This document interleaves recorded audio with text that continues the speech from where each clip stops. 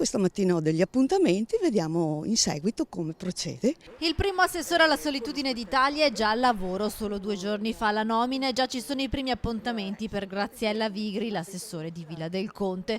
Giovedì il sindaco Antonella Argenti le ha affidato la nuova delega, quella della solitudine. L'assessore dunque risponde ad un numero di telefono per aiutare le persone che si sentono sole. Si sentono anche sole, non hanno un punto di riferimento per avere un'informazione.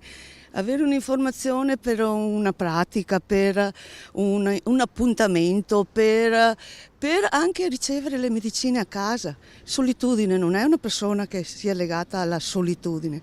Solitudine è il momento che uno si trova solo e non sa dove andare. L'idea ha preso piede perché in pochi mesi di amministrazione il sindaco ha ricevuto migliaia di persone in difficoltà, sole e senza un punto di riferimento, spesso anziani privi di una rete familiare, ma anche giovani che hanno bisogno di essere indirizzati. Per questo ha deciso di puntare sui rapporti umani anziché lasciare i suoi cittadini in balia della fredda burocrazia. Ecco cosa accade quando si telefona al numero dell'assessore alla solitudine. Ti rispondo in base a quello che tu mi chiedi e se c'è bisogno di un appuntamento ci troviamo e poi io indirizzo la persona sul canale più giusto, l'assistente sociale o se posso dare io qualche tipo di informazione.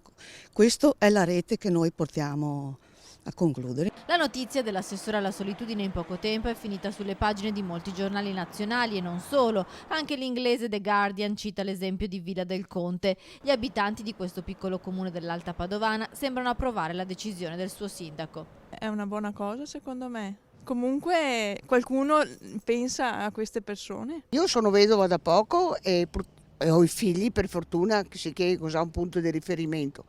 Però se qualcuno è solo penso che sia una cosa valida. Se la gente ha bisogno è utile che ci sia un programma di questo tipo. È una cosa travasata dall'Inghilterra principalmente, dove hanno addirittura un ministero per la solitudine.